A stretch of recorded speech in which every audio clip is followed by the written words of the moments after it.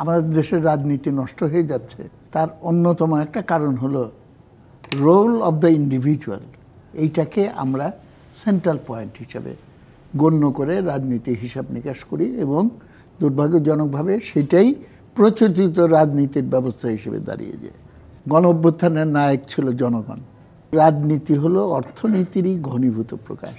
যে 1/11-এর একটা শঙ্কা, এই অন্তর্বর্তী সরকার আসার 1-2 মাস পরেই আমরা বিএনপির শীর্ষ নেতাদের মুখ থেকে শুনেছি, তারা এখনও মাঝে মাঝে বলেন, সতর্ক করেন সাধারণ মানুষকে, তাদের নেতাকর্মীদেরকে 1/11-এর সময়ের শিক্ষা থেকে তাদেরকে আবার নতুন করে শেখার কথাও বলেন। বেগম খালেদা জিয়ার অনুপস্থিতি, উনি রাজনীতিতে অ্যাক্টিভ নাই, তার শারীরিক কারণে আমরা সেটা জানি, কিন্তু এই যে উনি দেশ থেকে যাচ্ছেন সেটা কোনো প্রভাব ফেলবে কিনা, যেটা আমি অ্যাডভোকেট ভূঁইয়াকে করেছিলাম, আপনাকেও আমি সেই প্রশ্নটি করতে চাই। আপনার কাছে কি মনে হয় বর্তমান রাজনীতি যে ধারায় চলছে?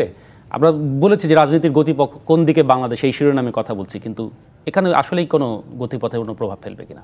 আমার প্রথম কথা হলো এই সাবজেক্টটাই আলোচনা করা উচিত না।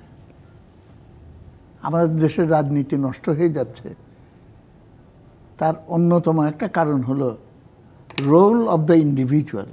এইটাকে আমরা সেন্ট্রাল পয়েন্ট হিসাবে গণ্য করে রাজনীতি হিসাব নিকাশ করি এবং দুর্ভাগ্যজনকভাবে সেটাই প্রচলিত রাজনীতির ব্যবস্থা হিসেবে দাঁড়িয়ে যায়। এবং যে আজকের আলোচনার বিষয়বস্তু হিসেবে আপনি উল্লেখ করলেন, সব কিছুতেই প্রাধান্য হলো রাজনীতি।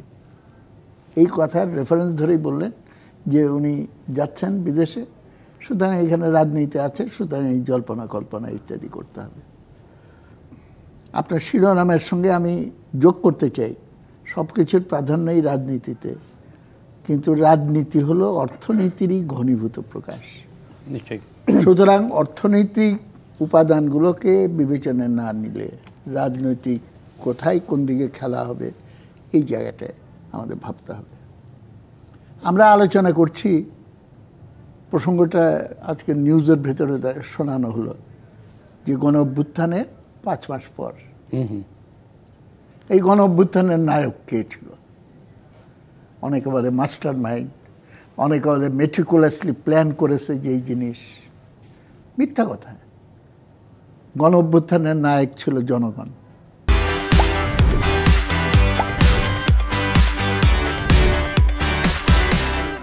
কিন্তু দুর্ভাগ্য, 5 মাসের ভেতরে সেই জনগণ কিন্তু তার যে অ্যাসারশন, তাদের চিন্তা ভাবনা, তাদের আশা আকাঙ্ক্ষা এবং রাজপথের শক্তি হিসেবে তাদের যে অ্যাসার্টিভ পাওয়ার, সেইখান থেকে তাদেরকে সরিয়ে দিয়ে আজকে নানা মুখপত্র সেখানে দাঁড়িয়ে গেছে।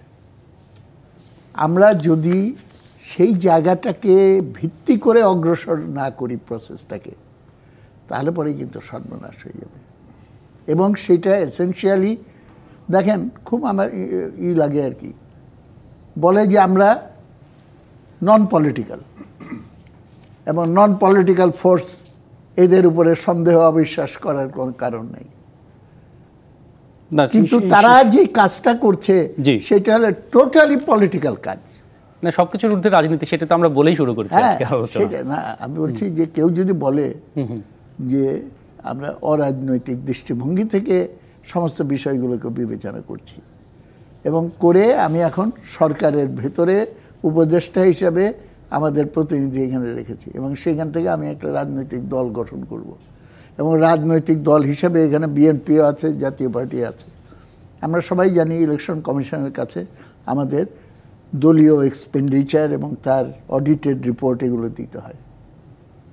তা আমি এই প্রশ্নটাও রাখতে চাই যে দল হওয়ার পরে খালি খরচের হিসাব দিতে হবে? দল হওয়ার আগে বিশাল বিশাল অট্টালিকায় 2 ফ্লোর মিলে অফিস করছে, হেলিকপ্টারে ঘোরাফেরা করছে, BMW গাড়িতে ঘোরাফেরা করছে, এই হিসাবগুলো তো একই সঙ্গে নেওয়া উচিত। আমাদেরকে তো একটা নীতির প্রশ্নে আনডিভাইডেড এই দিয়ে দৃষ্টিভঙ্গি নিয়ে তো আমাদের করতে হবে। তা আমাদের যেমন এখানে বিএনপির নেতা আছেন, 16 বছরের দুর্নীতির হিসাব, ঠিক আছে, খুব ভালো। কেউ যদি মনে করে যে এর আগের হিসাবগুলো, জাতীয় পার্টি আছে এখানে, এর আগের হিসাবগুলো নেওয়া হবে না, তারা কিন্তু খুব ভুল করবেন।